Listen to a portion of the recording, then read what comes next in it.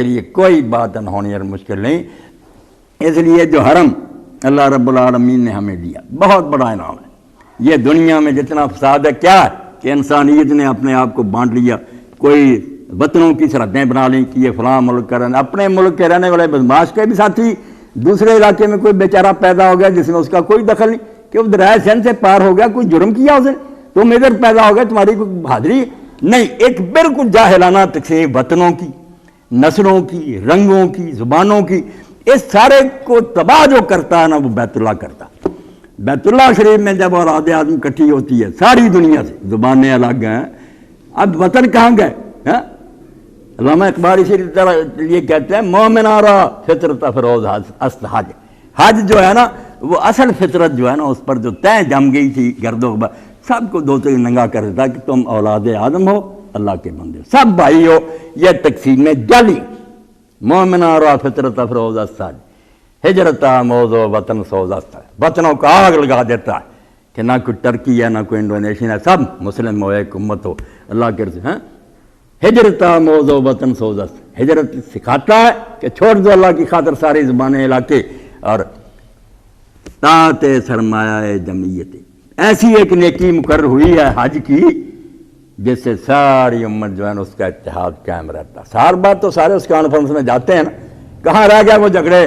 سارے ملکوں کے علاقوں کے لوگ ساری لڑائیاں فساد چھوڑ کر ایک مرکز جمع ہو گئے. طاعت سرمایہ جمعیت ربط اور آ کے کتاب ملت.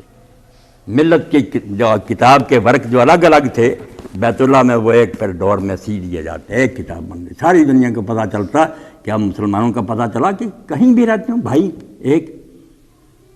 اور اسی لیے اللہ تعالیٰ نے آخری جو صورت اتاری اس میں اپنے رسول کے ذریعے اعلان کرا دیا کہ اب کوئی مشرک حرم میں نہ آئے, کافر کوئی یہاں داخل نہیں ہو سکتا, یہاں مسلم ہی جائے گا. اس لیے آپ یقین جان لیں جتنے فتوے ہیں نا پاؤں تلے روندے جاتے ہیں, جو کہتے ہیں وہ فرقہ مسلمان نہیں, وہ فرقہ جو حرم میں چلا گیا اور اس کو مسلمانوں نے اجازت دی, مولویوں کے منہ پر تھپڑ لگا کہ کہاں ہیں تمہارے فتوے, کافر ہوتے ہیں حرم میں کیوں ہوتے, کیوں اجازت ملی ان کو؟